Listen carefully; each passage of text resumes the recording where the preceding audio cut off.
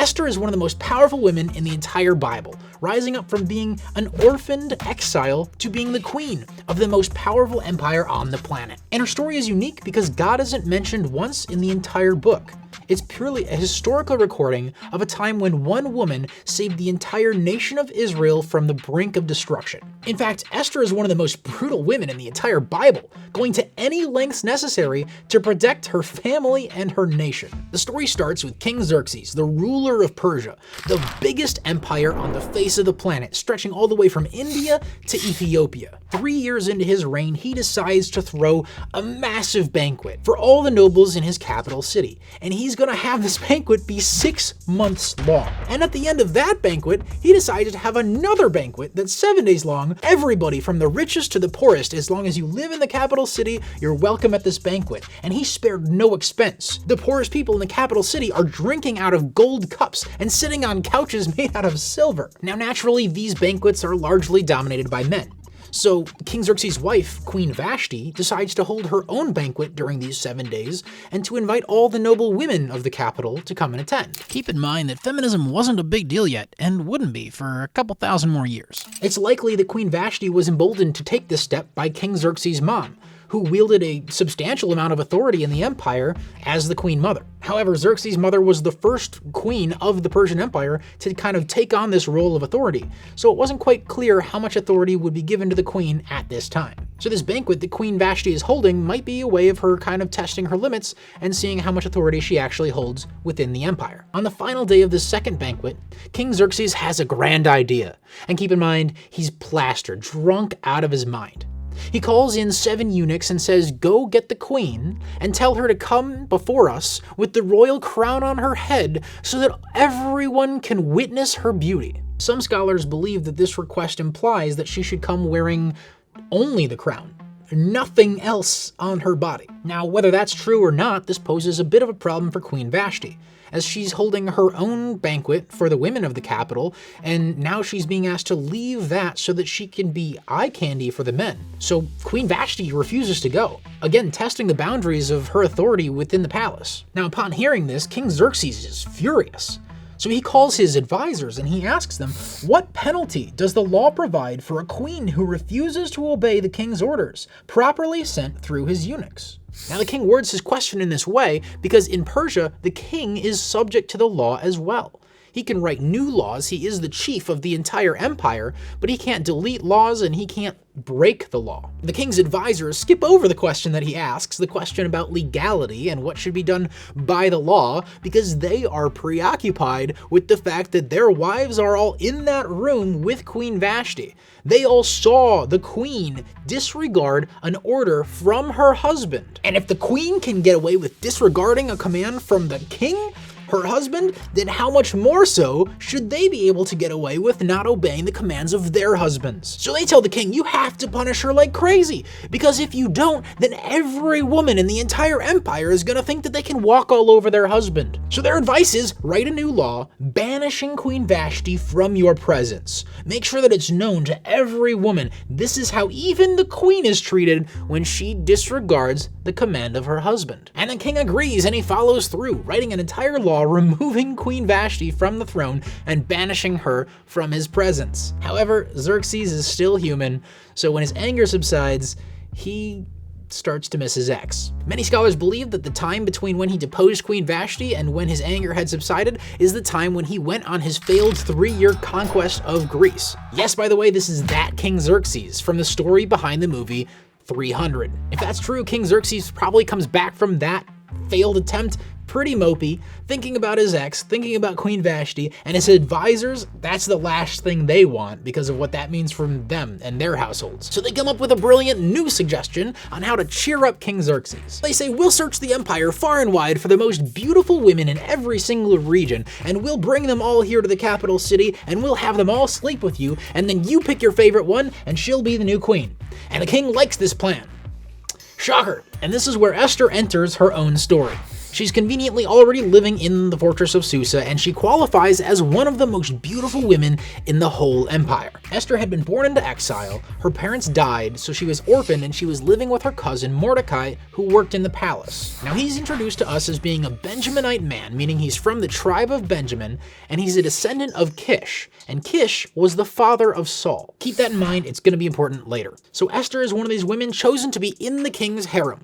That's right, that means that this is not a tryout to be one of the king's wives. They're all already selected. You're already married to the king even before you meet him. The only decision the Xerxes has to make is which of these wives will be your new queen. But before that can happen, each woman needs to undergo a year's worth of beauty treatments. So these women are all living together in one place and they're all competing for the crown. If they could have televised this, it would have been like an ancient season of The Bachelor. There's a eunuch named Haggai, and he's in charge of this harem of virgins. His job is to give them all their beauty treatments before they have their night where they go sleep with the king, and after they do that, they're moved to a separate harem. And Haggai takes a special interest in Esther. He gives her better treatment, better clothes, better food, and before she goes to sleep with the king, he says, pick whatever you want. But Esther makes a really wise choice. Knowing that Haggai knows the king's preferences and she doesn't, she says, you choose what I'm going to take. So before she even sees King Xerxes, she has a leg up on the competition, knowing that Haggai was supporting her. When Esther is taken to sleep with King Xerxes, she wins his heart, he puts the royal crown on her head, and makes her the new queen of Persia. A true rags to riches story. While living in the second harem, she's maintaining contact with her cousin Mordecai and following his advice. Through that communication, Mordecai was able to alert Esther to the fact that there was an assassination attempt on a king's life from two of his closest eunuchs. In fact, it was the two eunuchs that guard his bedroom door at night. Now, Mordecai eventually gets promoted to be an official within the king's court. However, another man named Haman was promoted to be the second most powerful man in the entire empire. That means the only person who could give Haman a command was the king himself. Everybody else had to respond to the authority of Haman. And the king commanded that everyone should bow to Haman when they're in his presence as a show of respect for his title and authority. However, Mordecai refuses to bow to Haman. And when the other officials see that, they ask Mordecai, hey, why don't you bow? Why aren't you obeying the command of the king? And Mordecai's response is, it's because I'm a Jew. Now this is a bit fishy. There's no Jewish law stating that you can't bow to another man out of respect for his position of authority. In fact, there are many examples of great Jewish men in the Bible bowing to other men out of respect for their positions of authority. Some say that, oh, the last time that we see the Jewish men bowing to somebody while in exile was Shadrach, Meshach, and Abednego, refusing to bow to the statue of Nebuchadnezzar. However, the wording used there is really different. They were asked to fall down and worship this statue. Meanwhile, Mordecai is only being asked to bow out of respect. So, completely different situation. So is Mordecai simply misunderstanding the law, or is there another reason that he refuses to bow to Haman? And I think there's a clue hidden in the way that these two men are introduced. Mordecai is introduced as the son of Kish, the same guy who was the father of Saul. Meanwhile, Haman is introduced as an Agagite, the descendant of Agag.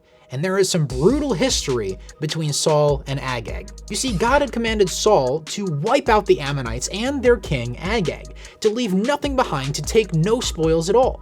But Saul, in typical Saul fashion, thought he knew better. He took a bunch of livestock from the Ammonites as spoils, and he also took King Agag as a prisoner of war. When Samuel came to Saul and saw what he had done, Samuel's the prophet who had given this order from God to Saul, he says, "This is the last straw. The Spirit of God is going to leave you. It's not going to go to your son. Your sons will not be the next king. Your line is going to end, and somebody else is going to take over as the king of Israel." Then Samuel takes a sword and hacks King Agag to pieces in front of Saul and the army. Fast forward about 400 years, and we have Mordecai and Haman introduced by their relationship to those two men. I believe that was intentional.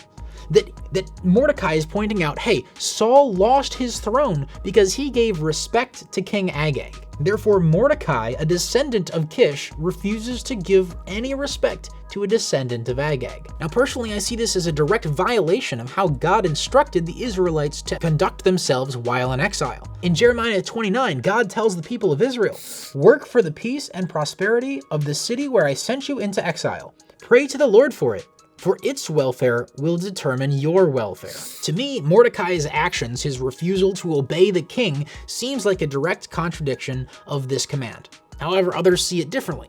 as if maybe Mordecai saw that Haman's leadership was bad for the peace and prosperity of the kingdom, and therefore he was doing exactly what this passage says to do.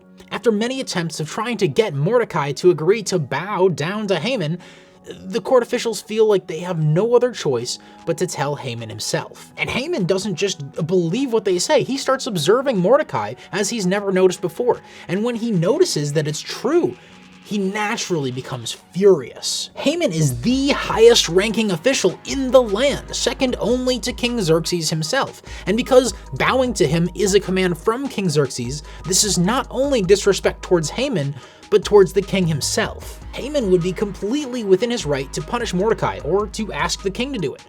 But he decides that that's not enough. Mordecai's claim is that he can't bow to Haman because he's Jewish.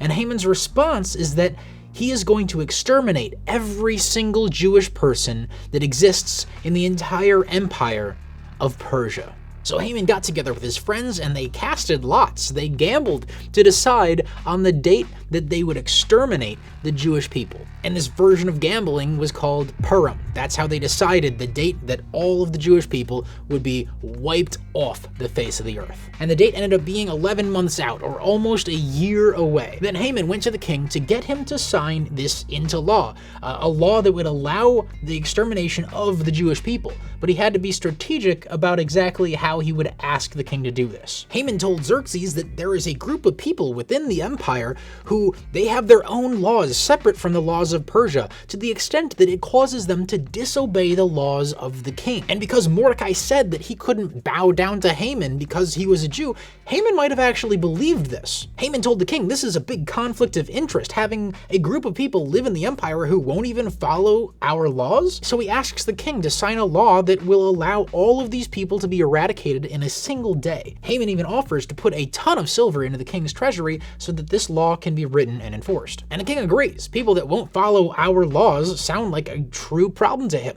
But instead of writing the law himself or reading one that Haman wrote, the king just takes the signet ring off his finger and gives it to Haman and says, "Write it however you like.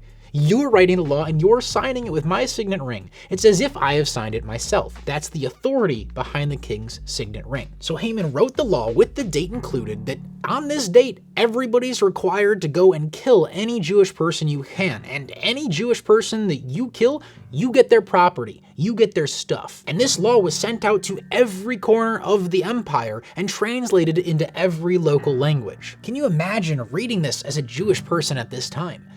You're just reading a law that states that there's a deadline on your existence, that less than a year out, you're going to be killed. Mordecai is stressed about the unfortunate results of his actions, so he goes to Esther to beg her to do something about it. However, he's not allowed inside the palace because he went wearing clothes of mourning.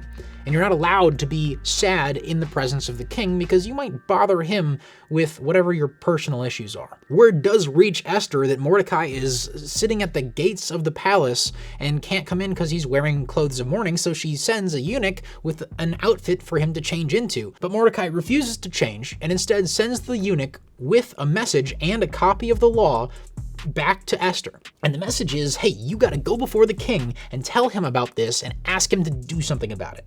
Esther sends back a message saying, I can't do that. You know, it's illegal to appear before the king unless you've been summoned. And if you do, the king has to extend his scepter to you, or else you're dead meat. And she even includes the fact that I haven't been requested to appear before the king in over a month, so I don't know when the next time he's going to ask for my presence is. Esther has been queen for about 4 years at this point, so she and Xerxes are past their honeymoon phase, but she's not quite sure what level of privilege she holds within the royal court. On one hand, you have Xerxes' mother, the queen mother, who wielded quite a bit of authority and was able to influence a lot of the way that things worked in that government. The king probably always extended his scepter to her. On the other hand, Queen Vashti tried to flex her muscles and see what kind of authority she could reign, and she got banished. So Esther's sitting here kind of between these two queens that she's observed, and she's not exactly sure where she falls on that spectrum. When Mordecai receives this response of like, hey, this is illegal, I can't do it, Mordecai responds like this: don't think for a moment that because you're in the palace you will escape when all the other Jews are killed.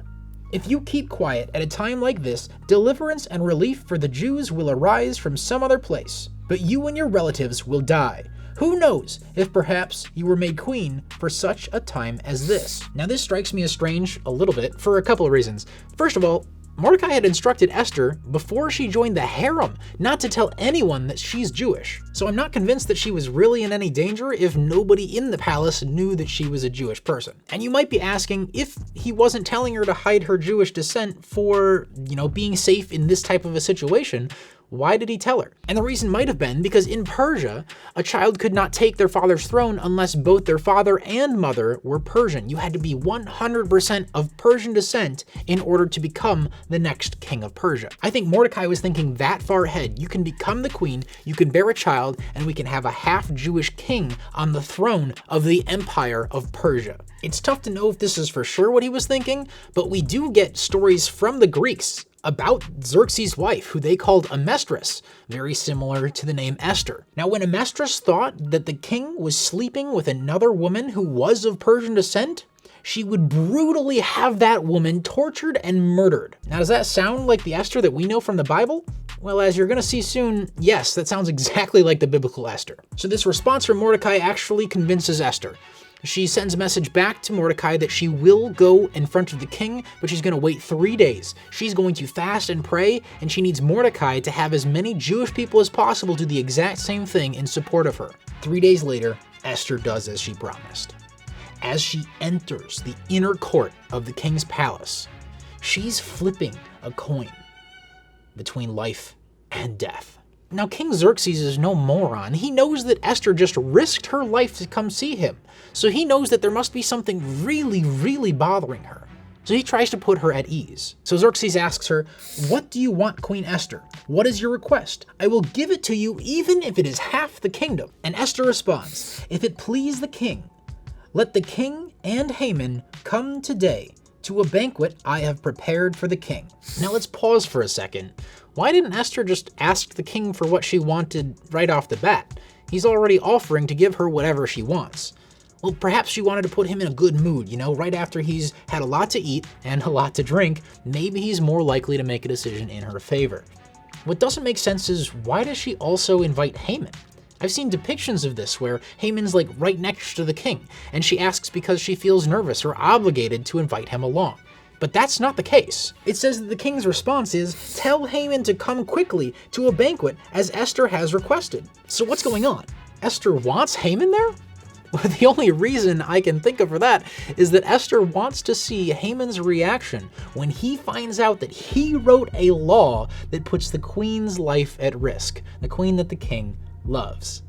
Now we're seeing just a tinge of the queen's brutal side. So the king and Haman attend the queen's banquet, and at the banquet, the king says to Esther, "Now tell me what you really want. What is your request? I will give it to you even if it is half the kingdom." Again, we see Xerxes is no dummy. He knows that Esther didn't come to his palace risking her life to see him just to ask him to come eat at a banquet. He knows that he's being warmed up for another request, he's okay with it, and now he wants to know what it is. Esther replied, "This is my request and deepest wish. If I have found favor with the king, and if it pleases the king to grant my request and do what I ask, please come with Haman tomorrow to the banquet I will prepare for you. Then I will explain what this is all about." Now this may have been nerves. Remember, the king was drinking at the time when he deposed Queen Vashti. So she might actually just need another day to get up the courage to actually ask for what she wants. And if we're right about the reason that Mordecai told Esther to hide her identity as a Jewish person from the king, from everybody, that means that she's been posing as a Persian for years. And she doesn't know the impact on her relationship with the king that it might have, telling her, "Hey, I'm not a Persian after all, I'm actually Jewish." However, Esther assures the king, "Come to tomorrow's banquet, and then I will ask for you what I actually want to ask of you." The king accepts this, and Haman's also pretty happy with himself. It's one thing to be second in command of the empire, but now he's third-wheeling with the king and queen 2 nights in a row. This is probably the most personal that he's ever gotten to be with the king. However, this joy he has is short-lived, as he's exiting the palace, he notices Mordecai, again, not bowing, and that sours his mood quickly. When he arrives home, he brags to his friends and his wife about all the power, success, and wealth that he's accumulated over his life, and then tells them, but it's all for nothing because I still have to deal with Mordecai every day. Him not bowing to me ruins all of my joy. My life is incredible, but I can't enjoy it knowing that I have to pass by Mordecai every day. So Haman's wife and friends advise him, hey, just kill this guy early. The rest of the Jewish people can wait until next year, but if this guy's ruining your life that much, build a large pole, a spike 75 feet tall, and impale him on it. So Haman immediately puts that plan into action and starts construction on a 75-foot tall spike. Meanwhile, Xerxes was struggling to fall asleep, so he had an attendant come in and read him the history of his own reign. And in that history, he heard the story of Mordecai reporting the assassination attempt and saving his life. And Xerxes says, does it say how we rewarded him? And the attendant says, there was no reward given. Just as Xerxes was struggling with the fact that he didn't reward somebody who saved his life, he noticed that Haman was in the outer court. Now, the reason that Haman was there was to ask the king if he could have permission to impale Mordecai on this 75-foot pole that he was constructing. Xerxes asked Haman, what should I do to honor somebody who truly pleases me? Now, Haman thinks to himself, who pleases the king more than me? Surely he's secretly asking what he should do to reward me. So Haman goes on with elaborate honors. Put him in the king's clothes, have him ride the king's horse, and have one of the king's highest officials lead the horse through the town and have him announce to everybody, this is what the king does for someone he is pleased with. Feeling so good about himself and ready to be honored this exact way that he's just described to the king, he hears these words in response. Quick, take the robes and my horse and do just as you have said for Mordecai the Jew, who sits at the gate of the palace. Leave out nothing you have suggested. Haman is mortified, but immediately carries out the request of the king. He is taking the man who has bothered him from so long, the man who he intended to go and ask the king if he could kill, and instead the king says, actually, what I want you to do is elevate this man beyond everyone else. After touting Mordecai around the capital, shouting that this is what the king does for someone he wants to honor, he goes back to his wife and tells her what happened. And his wife, who earlier suggested impale him on a 75-foot pole, changes her tune drastically. She says, since Mordecai, this man who has humiliated you, is of Jewish birth, you will never succeed in your plans against him.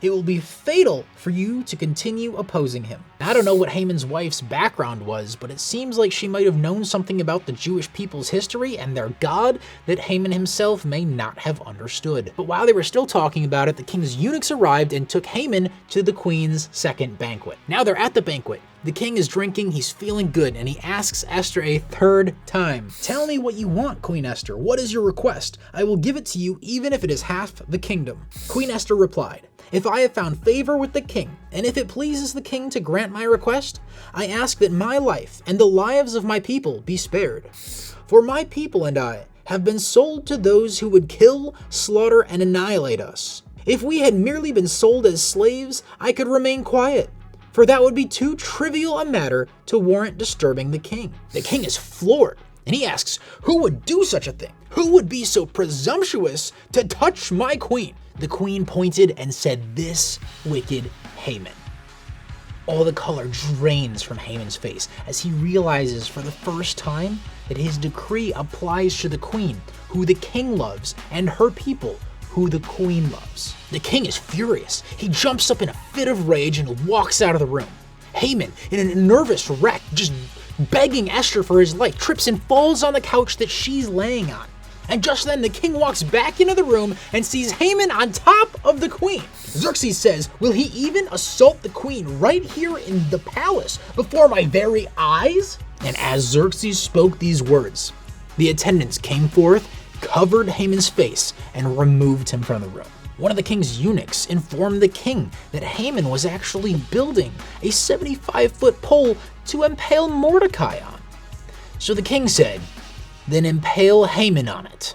And upon the death of Haman, the king felt better, and he gave Haman's land and house and property to Esther, and Esther put Mordecai in charge of managing it. The king also promotes Mordecai to the office that Haman just left vacant, giving him the signet ring and the authority to write laws. Now, despite the brutal removal of Haman, there is still a great danger to the Jews because this law doesn't go away. So Esther returns to the king, now sure that she wields that type of privilege within the palace that she can go to the king and he will extend his scepter. She falls before him weeping, begging him to save her people somehow. The king tells them, I can't undo a law that's already been written, but you have the signet ring, and that means you can write a new law to counteract it. However, he advises them, write it carefully, because once it's written, it's the same as this. It cannot ever be undone.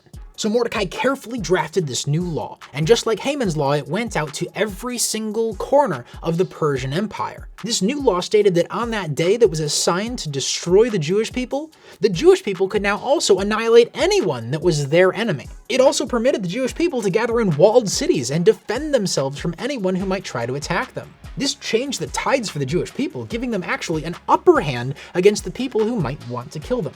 Esther and Mordecai acted so quickly that there was still 10 months left until the date, giving the Jewish people a long time to prepare the cities that they were going to be defending. This also created perhaps the biggest mass conversion to Judaism the world has ever seen. The people of the Persian Empire were terrified that they might be killed if any Jewish person saw them as a potential threat or an enemy. And therefore, they converted to Judaism so that they wouldn't be seen as a threat to the Jewish people, and so that they could come and be defended in the cities that the Jewish people were allowed to defend. When the chosen date rolled around, the two laws went into effect simultaneously. Anybody could kill a Jewish person and take their property without repercussions, and any Jewish person could kill their enemies and take their property without repercussion. It's like a mini purge within the Persian Empire.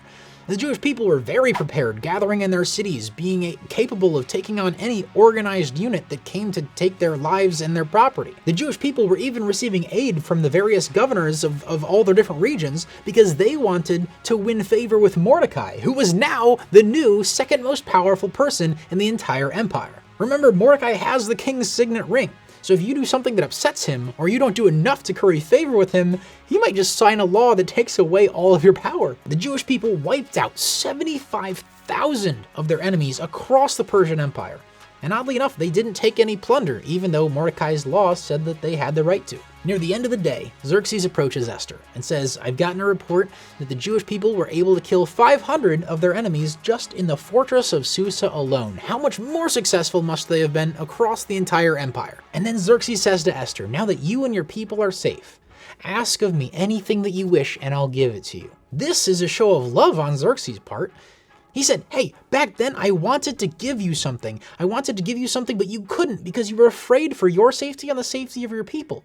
Now that you're safe, ask me for something that I can give you, a way that I can show you that I care about you more than just keeping you safe. And to this invitation, Esther responds, let's do it again tomorrow. Esther doesn't just find relief in the safety of her people, she finds joy in the decimation of their enemies. And she doesn't want it to stop. She asks for another day of their demise, and the king agrees to do so within the capital city. And she also adds that she'd like for the bodies of Haman and his 10 sons who were killed during the first day to be impaled on a spike and left there. If you grew up listening to the story of Esther, you may have had an image in your head of a woman who's kind and timid, but that's certainly not the picture we get here. The Esther we see in the Bible is brutal and cunning. She's the hero that they needed at that time, and they did not need timid. When she hesitates before going to the king, it's not because she was shy, it's because it was a gamble, and cunning people don't gamble without first thinking it through. Recognize also that Esther shows incredible wisdom by taking advice from people that she respected. Several times Mordecai comes to her and gives her advice, and she immediately obeys, recognizing his wisdom and that she trusts his advice. When the eunuch comes to her and says, hey, take anything you want, she wisely says, hey, you know better than me, tell me what to take and what to wear, and I will. She gained the favor of the eunuchs, the king, and even Haman himself, waiting for the right moment to make her move. We can all learn something from Esther. Good leadership isn't just I make all the choices because I know what's best. It's listening and trusting people when you know that they have more expertise than you in a certain area. Building strong and trusting relationships is important even when you're the most powerful person in the room. And when somebody in your circle makes a mistake, you don't kick them out. you trust that they're going to learn from that mistake and make better choices next time. When the second day rolled around, 300 more were killed by the Jewish people in the fortress of Susa. And this time they had no legal right to defend themselves from the Jewish people. This occasion was immortalized as a holiday called Purim, named after the lots that Haman cast to decide what day it would occur on. They used the name of the tool that was used to decide when their demise would be, and replaced it as a symbol of their resilience. Thanks for watching. Be sure to subscribe if you want to hear more Bible stories like this.